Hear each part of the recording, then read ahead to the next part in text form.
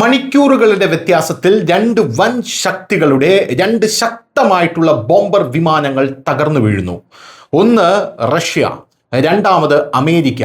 ഈ രണ്ട് വലിയ ശക്തികളുടെയും ബോംബർ വിമാനങ്ങൾ തകർന്നു വീഴുമ്പോൾ ഈ രാജ്യങ്ങളും വലിയ ഞെട്ടലിലാണ് എന്നുള്ളതാണ് പ്രധാനപ്പെട്ട കാര്യം. സൈബീരിയയിലെ ഉട്സുക് മേഖലയിൽ പരിശീലന പറക്കലിനിടെയാണ് റഷ്യയുടെ യുദ്ധവിമാനമായിട്ടുള്ള Tu-22M3 തകർന്നു വീഴുന്നത്. വിമാനം കുത്തനെ താഴേക്ക് പതിക്കുകയും വൻതോതിൽ പുക ഉയരുകയും ചെയ്തതായി പ്രതിരോധ മന്ത്രാലയം അവിടെ അറിയിച്ചു. വിമാനത്തിലുണ്ടായിരുന്ന 4 ജീവനക്കാരും പരിക്കേൽക്കാതെ രക്ഷപ്പെട്ടു. പക്ഷേ അമേരിക്കയുടെ സ്ഥിതി വളരെ വ്യത്യസ്തമാണ്. വിമാനത്തിൽ ഉണ്ടായിരുന്ന ആൾക്കാരും മരിച്ചു. വിമാനം വന്നു വീണ സ്ഥലത്തെ ഉണ്ടായിരുന്ന ആൾക്കാർ അവർക്ക് പരിക്കേൽക്കുകയും ചില ആൾക്കാർ മരിക്കുകയും അങ്ങനെ മൊത്തത്തിൽ 8 മരണമാണ് അവിടെ രേഖപ്പെടുത്തിയത് എന്നുള്ളതാണ് പ്രധാനപ്പെട്ട കാര്യം.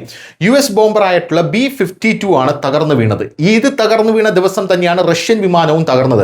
ഈ രണ്ട് വിമാനങ്ങളും രണ്ട് ബോംബറുകളും ശീതകാല യുദ്ധത്തിൽ, അതായത് കോൾഡ് വാർ സമയത്ത് നിർമ്മിച്ചതാണ് എന്നുള്ളതാണ് ഇതിലെ പോയിന്റ് എന്ന് പറയുന്നത്. നാശനഷ്ടങ്ങളൊന്നുമില്ലെങ്കിലും Tu-22M3 വിമാനം യുദ്ധ സാമഗ്രികളില്ലാതെയാണ് പറന്നിരുന്നതെന്ന് റോയിട്ടേഴ്സ് വാർത്താ ഏജൻസി റിപ്പോർട്ട് ചെയ്യുന്നു. കമൻക ഗ്രാമത്തിന് സമീപമാണ് വിമാനം തകർന്നു വീണതെന്ന് ഉട്സുക് ഗവർണർ എഗോർ കോബ്സേവ് പറഞ്ഞു. എഞ്ചിൻ തകരാർ അപകടത്തിന് കാരണമെന്നാണ് നിലവിലത്തെ വിവരങ്ങൾ കൊണ്ട് നമുക്ക് മനസ്സിലാക്കാൻ സാധിക്കുന്നത്.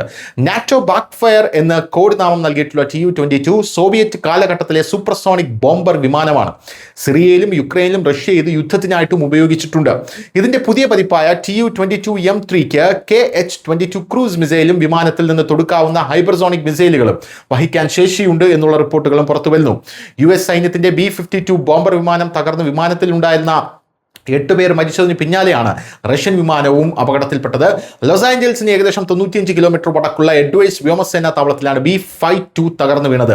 പരീക്ഷണ പറക്കലിന്റെ ഭാഗമായി സഞ്ചരിച്ച വിമാനമാണ് തകർന്നതെന്നും ആരും രക്ഷപ്പെട്ടിട്ടില്ലെന്നും എഡ്വേർഡ് എയർഫോഴ്സ് ബേസ് പ്രസ്താവനയിൽ പറഞ്ഞു. അപകടത്തെക്കുറിച്ച് അന്വേഷണവും ആരംഭിച്ചിട്ടുണ്ട്. News desk news India Malayalam.